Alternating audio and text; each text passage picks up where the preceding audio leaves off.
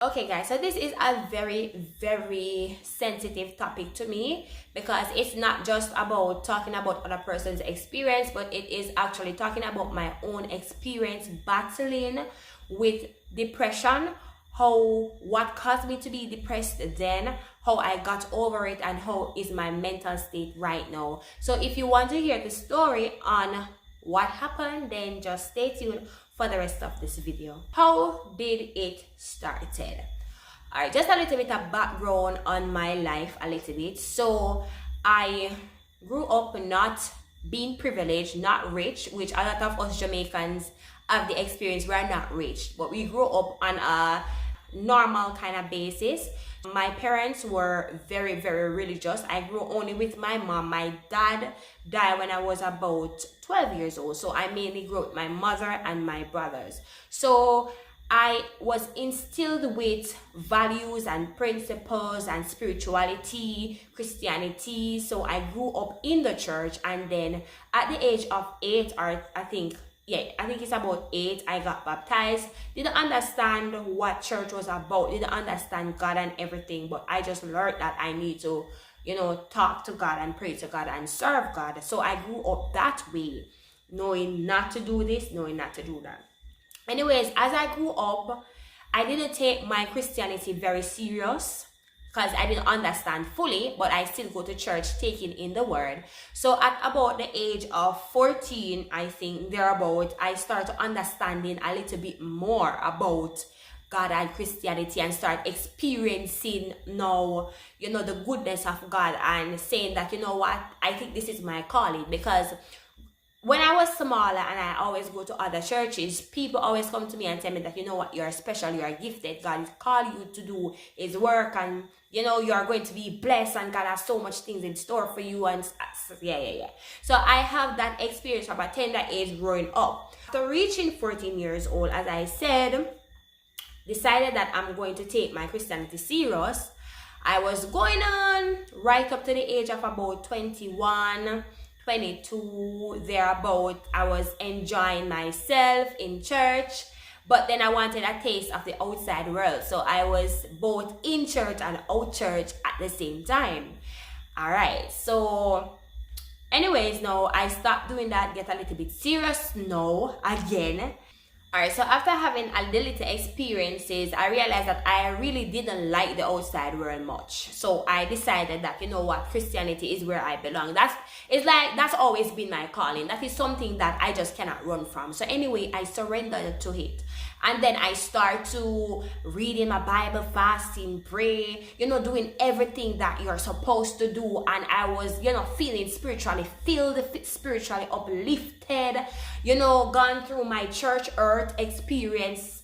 That's a different story. But, I was preaching the word of God. I was singing. So those who don't know that I sing, I actually can sing. So I sing, I teach Sunday school, I moderate, I go on church trip, I'm at fasting, I'm at Bible studies, I'm at everything you can think of. Once it is church, I am going to be present. So I was very tenacious in, doing the work of God. I was very passionate in doing the work of God.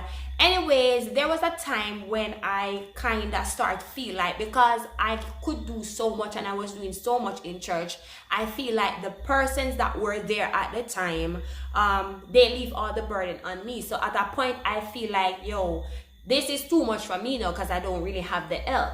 Then at that time now, I realized that everybody else that was in the church as young people, they were actually being blessed. God was blessing them with work, and they were being blessed who gonna foreign, who things are going for them. And I was looking at nobody in the church was actually, as a young people, was doing the amount of work that I was doing. And I started questioning God, and I was like, God, I don't understand. How is it that I am here for so much years, working so hard for you, and then other persons that are not even doing nothing much for you, you are blessing them, and I am here almost suffering. I am here, cannot take care of myself. I am here, cannot get a job. I am here, and it's like you have totally forgotten about me. So I was kind of upset.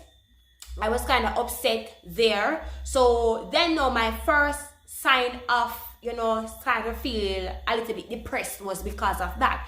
Because it doesn't feel good when you reach certain age and you look around you and you see all your peers, like they're going, things is happening for them, and it's like, you are not the wickedest person, but things is not happening to you. I was not jealous, mark it down. I was not jealous of them. I was just angry with God, saying that, God, you said that you are going to bless me. You said that you are going to give me this. You said that you are going to give me that. However, everybody else around me is getting it, and I am putting in so much work. So I was very, very upset. So anyways, in my state of upset now, I decided that I'm not going to be doing so much in church, because them leave everything for me too. Because that's the thing, whenever you can do so much, sometimes everybody is relying on you. I pray so hard for people when I'm praying. When I pray, when I go home, I have to drink a Malta, because it's like everything come out of me. I was that great. Well, let me not say great, but I was that influential in church. So anyways, I kind of start drifting a little way. My mind started to weigh a little bit, and I started to fall back a little bit. Now, it is at the time now where I kind of start to fall back, because all of that is going on. Because, like, when I start to fall back, no, I want to buy a few regular little items. I cannot buy them because I don't have a job. Every work that I get is 3 months. It's like I cannot get a job past 3 months. It's always 3 months, and I pay little bit of money work. It was not substantial enough. I could not take care of myself good enough. So I started to feel like I'm being a burden on my mother now, because I am a big woman. You understand me? Me a big woman. Me supposed to can take care of myself, and I don't have it to contribute to anything that is in the house. I do not have it. So being the independent mindset that I have, it started to weigh on me. And then it's like I'm saying God is mad at me because God is not helping me. So I kind of start getting a little bit depressed now, because when I look out there and I see people working, I'm like, oh, I wonder how they get that work. Oh, I wonder, oh God, you bless them. So I start to stop focusing on God and focusing on the things that I don't have and the things that I really want. I kind of jumped the story a little bit. So God actually provided a work for me now in 2017. But the work that God provided for me then was just a part-time job. So I was just working 5 hours per day for 5 days for the week at a library. So I was so excited and I was so happy, and I was like, all right, finally God come true for me. And I was great just to get, it was at that time, it was 7,500. That is like 2017. So I get the 27,500. I was so grateful for this money. I was happy for this money. And then now, after that, I was there 2017, 2018, going on all right. And then 2019, now, I got depressed again. So get depressed again because I have this work now, and every year things is getting higher now, and this 27,500 for me to take fear from out of it and go back to work plus contribute to the bills and stuff after I basically could not buy stuff for myself. I was just working to send myself back to work, and then it was okay at first, but when I start going out more now, and working more, I was like, yo, it's like I'm working for nothing. Like, it's very hard for you to get $27,500 for the month. Like, your bus fare is like, bus fare and lunch is almost half of that money. So I got depressed again because I wanted a different work now. I wanted something better. I wanted to do something on the side. Bam, now in my depressed state, I met this man now, which is now the father of my daughter. And he was able then to give me the money. You understand me? I stopped putting my full trust in God now and started to put my trust in man, or put my trust elsewhere. So I kind of can't bother with the church people them sometimes, because I actually was going through a phase at church as well where I was being, I would say, in my opinion, I was being fight by other people in the church, and I just feel like, yo, I just cannot be bothered. And in that period of cannot be bothered now, I met this man, who is now the father of my daughter, and he was able to provide me with money. So I feel comfortable now and feel happy because, I can get like $10,000, $20,000 extra on my money, and I could buy a little here and I could do a little thing. And I felt like I have a man, I would say. Yes, I felt like I have a man, even though I was going to church, fornicating. I know it was not right, but God still was still on me, and he was still merciful towards me. But God did not like what I was doing, because one thing I know is that either you're going to serve God or you're going to serve the devil. You cannot do the both of them. It is very contrary. So I was kind of doing the both of them, then feeling a little bit good now. Say, ooh, I have a little money in my purse. So there went in that relationship, did not expect the relationship to last. The relationship did not look like a relationship that was going to last, and I saw it from the get-go. So the relationship was extremely short, and it was at the end of that relationship now I found out that I was pregnant. Like our pregnancy ago, our breathing ago, our belly ago, our baby ago, in this time. So when I found out that I was pregnant, that was it. Like, I was a little bit depressed. I was hiding and doing things in church, and then get pregnant, and then I'm working $27,500 per month. So my depression started from 2019. And I'm talking about severe depression. The day when I found out that I was pregnant with my daughter, I remember. I cannot forget. I will not forget. Immediately, my teeth starting to hurt. Every teeth in my mouth start to hurt me. My belly start to cut. Water do to take me up. I have to run to the bathroom. My head feel like one balloon. You know, like when you have something and I blow it, my head feel like me want, like it explode. Me feel like me want scream. Me feel like me want run. Me feel like me want jump. Me feel like me want. It's like for that moment I felt like this was not real. I was like pinching myself and saying this is a dream. I remember after it happened, I lie down and I said, all right, let me lie down a little bit. And I got up and I look at the test, and the test come out, yes, pregnant. And I was like, shit. I was like, shh. God, why? You understand me? I was like, why the hell? I was just leaving. I'm leaving the relationship. Why did I? Why this happen? So my depression started there, and I was depressed because I know that I could not, at the time in myself, I was saying, I know I cannot provide for a child. I am not ready for a child. I am working $27,500. What can that do? How am I going to take care of a child with that? The child has a father. Yeah, I know the child have a father, but being a very independent person that I am, I want to be able to know that I can provide everything that my child wants. Because being that I was on the bridge of breaking up in this relationship, we know how men are. Some of these men, whenever you break up with them, they are not going to take care of their children. And that's just the truth. I can tell you, we Jamaicans, we know what it feels like if father not take care of Pitney. So that was just my worst thing. That's the worst thing I wanted to happen. And then I was not married. So the fact that I was not married and have a child, going to church, then I had to know, deal with the shame and the embarrassment of being up there preaching and talking to people, being influential, and then we have to tell them, say, I remember the pastor, I went to her and I said, you know what, I text her and said, you know what, I will not be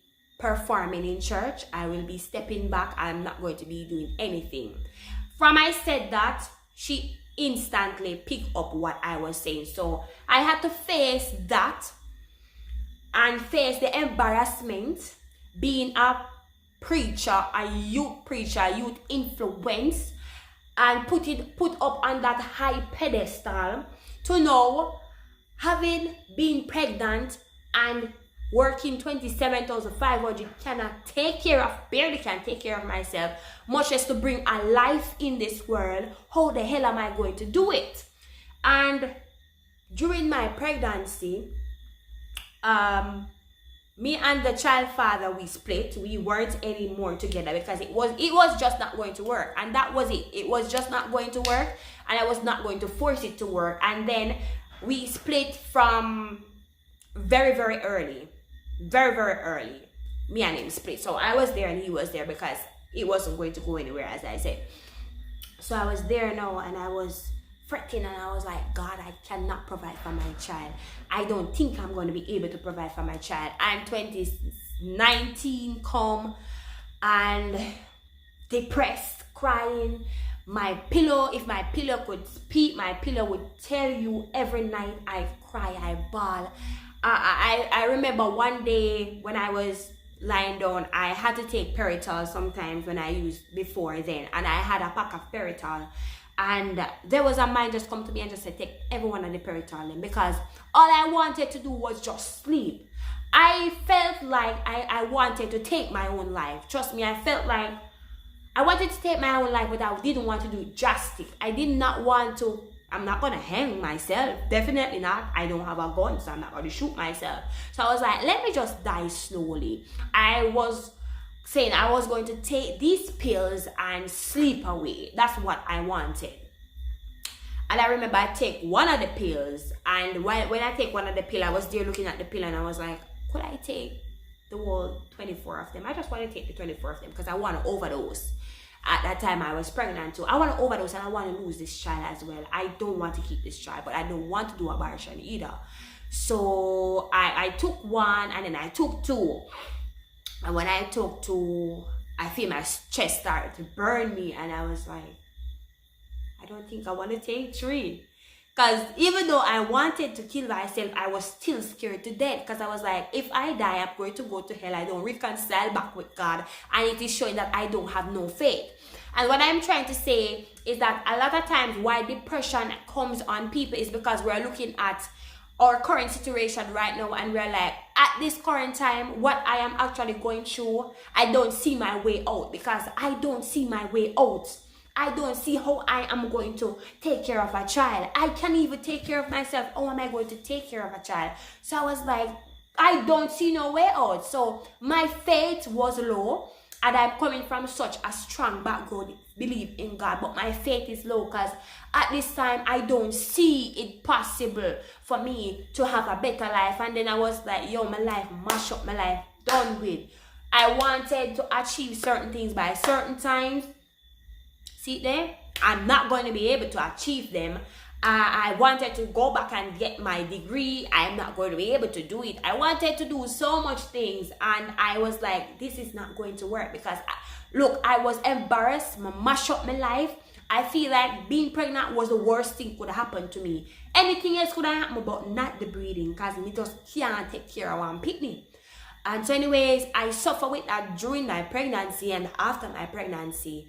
But one thing I can tell you is that my family had my back. My mothers and my brothers, they had my back. And I would say that is one of the main reasons why I actually came out. Because they were there and they were saying, listen to me, man, God go provide. You understand me? And God don't give you more than you can bear. Even though you don't see a way out now, you are going to see a way out. And they weren't ashamed of me. They weren't embarrassed of me. Because as I said, I was put on a pedestal like I could not fall. So the fact that I fall, I feel embarrassed about it. And they were there for me 110%. Big them up. Big up my three brother them and big up my good mother. Uno did it 100% for me. And if you never do that, if you not did it for me ever again, big up on a good self. Me love and I appreciate that. In 2019 now, I didn't have a room for myself. I didn't have a room for myself. And I was like, all right, look at this. Breed and not have no room. Breed and don't have no room. What kind of workplace? This them a workplace. So anyways, I was there then working $31,000 because the pay rate to $31,000 now. And then with the $31,000 now is like when I look, I say, well, my sister, me not dead. My sister, me still a walk on road. I remember I walk around the back road for 9 months. I walk on the back road, me not go on the front road. When some people see me with baby, they were like, when did you have a child? I didn't see you with a belly, because I actually almost was hiding from everybody. And some people did not know because I walk on the back road. So anyways, during that time now, I was like, all right, I have to get myself, I have to put back my mind intact now. I have to try to get myself back together. And then out of the same $31,000, which I said back then I could not save. While I was pregnant, I was able to save, I think it was $70,000 for the 9 months. It wasn't the 9 months. It was for probably 6 months. 6 to 9 months, I'm not sure. I was able to save $70,000. And let me tell you, I never saved $70,000 in my life. So I saved $70,000, and I had a room that wasn't finished, and I got the momentum, and I buy my tile, I buy my paint, I buy my window, get my ceilings up and paint up my place. I never have no dresser at that time. I buy my little mattress, I buy my bed, I buy up my baby bar pan, I buy up my baby something there. So one time it was time now, which would be in May in the 2020, I had a full room. You know, I had a full room, well comfortable, neat, no leaking, no nothing. Everything was just, you know, carpet set. Everything was nice. And when I sit and I look back, I say, yo, I did not see myself being able to do this anytime soon, because I was looking at just the small amount that I was working. I did not look at, it's not what you work, but it's what you save. It's not what the money that come in your account is, what you actually do with your money.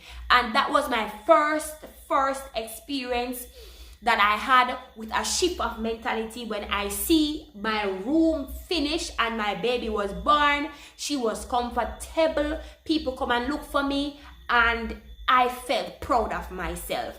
So then now, from 2020 now, I realized that my beautiful baby is here. I was excited and I was happy that she was here. I don't care whether father want to turn up or not. I was able to take care of, I was able to provide the necessity for my daughter. And that was the most important thing for me. Because I remember when I just had my child, I had to choose between, well, is either you're going to buy one little ear, you know, these are just $1,200, or you're going to buy the feed for the baby. And I always choose to buy the feeding. And it was in that period of time now, I start learning to do my own hair, because I was like, all right, I have my child and I want my hair to look good, so I have to learn to do my hair. So if I can buy the cheap ear them, I never used to wear expression then. I used to wear the Napiani and the Chronicle and the $260 pack them, and I buy like 3 of them, and I start plaiting my hair by myself, catering my hair by myself. And every time I start to do it, I get better, because the baby come first, because Pampers I have to buy, wipes I have to buy, baby I have to clean, everything I have to set. She have it alright. And then I start to develop skill with my hands now, because I had no choice, but because I was not able to buy lace front wig. I couldn't buy lace front at those time. I couldn't change my hair at those time. I had to pull up back the same ear them and put them in back, and nobody knows. So I learned that, and I also learned to make clothes. So my tutorial, you can see tutorial of me making clothes. I make all of my work clothes. I don't buy work clothes. I learned to make them. So I make my work clothes, comb my hair, and I learned to put on my makeup, because I want to look good same way. So during that period now, when I had my child, the child bring out the best in me. Did my daughter bring out a side of me that I never know I have? That responsibility, that responsible kind of person that I was not. My child bring that out to me. And when I had my child also, I learned that, you know what, God don't give up on us, and we just have to have the faith. Because if I had probably not had my child, did not go through that experience, I probably would be workless, probably I would not be this progressive and have this mindset that I'm having now. So I'm just telling you that whatever happens in your life, it happens for a reason. And God is real. Trust me, God is real, and God will never ever give you nothing that you cannot bear. If you find yourself pregnant once and you feel like so you're not going to be able to take care of your child, God wouldn't give you that baby if you could not, or if he's not going to provide a way. If you have two of them, keep them. Don't do no abortion. Don't dash your pitting them. Keep your pitting them, because they are going to be your motivator. They are going to bring out the brightness and the greatness in you. And I must say, I am not sorry I've gone through nothing that I've gone through, because during that period also, I started my YouTube channel. I started my YouTube channel in about 3 years ago. I started my YouTube channel and started my TikTok and started to motivating people, because I have been there. You understand me? Fast forward now a little bit. So after kind of providing for my child, getting all of these skills, learning all of these things from my pregnancy and from my child, it reached a point now in 2021 where the work was not sufficient enough now to take care of me and my daughter. So I was very depressed again, because I was like, God, you really see and know that I really cannot, I really and truly cannot manage, because it's coming up to the time now that my daughter is going to need to go to school. And I cried in the bathroom at work, I cried at home, and I said, God, I just need you to bless me with another job. And I remember in 2021 I said, Mommy, 2022 is not going to see me in this work. I cannot continue doing this work because I don't see nothing out of this work. I am going to step out by faith. And I said that in 2021. I was going to leave my work 2021 December. And I remember in April of 2021, I got a call to do an interview. And this place that I called to do the interview, I've been writing to this place from I was 17 years old. I was writing to that place every single year, and I did not get a call. And I remember getting this call from this place, and from I get this call, I claim this work in the name of Jesus, because I say, God, you must be the one that is providing this job for me. And when I go to the interview, there was like 15 people at the interview, and I claim this work because I say, God, this must be you providing a way for me. And then God provide that way for me, and I actually get that work in 2022. 2022, I got that work the September. And it's been 1 year and a half now since I had that work, and it is a way better paying job than the one I used to have before. I am now able to take care of my child more comfortable. I'm not going to say I don't want more, because I would want more, but at this point, I am, from where I am coming from, I am very, very grateful for what God has done. Because what I say now, some people might look at, say, $60,000 and say that's no money. But for somebody that was working $27,000, $60,000 is money, because that's double the amount that they used to get. You understand me? So I'm not going to look at somebody and say, oh, you're going to over $60,000 work. Oh, you're going to over $100,000 work. Like, baby, I never get the money upon the work yet. So I have to be excited. And what now I've learned in everything now is that everything happened for a reason. And God was just what should I say? God was just molding me. And I remember after I get that work, I wasn't going to church, and I decided that, you know what, I'm going to give back my life to God, because God must be the reason why I get all of these blessings. And I give back my life to God, and I'm in my church now, and I'm not perfect, but I am trying, to get myself at the level that God really wants me. So I'm saying this to say to somebody, you are depressed. I understand. I know the feeling. I have been in it for 2 years straight. But I'm just telling you, just to hold on. Just look at You know, you might not be able to see it right now, but just look at your life being better. You understand? Just look and say, you know what? Even though I am in this position, I know that I'm going to come out of this position. Do not let the enemy fool you and tell you if you go in yourself and tell you if you go kill off yourself, because you might think it solves a problem, but it doesn't really solve a problem. It's just going to be RIP or sad news. Now I've come to the end of this video, and I hope you guys do enjoy it. Hope you guys share this video and please, I'm asking you to leave your comment in the comment section so that we can have discussion. So I hope this experience will enlighten you.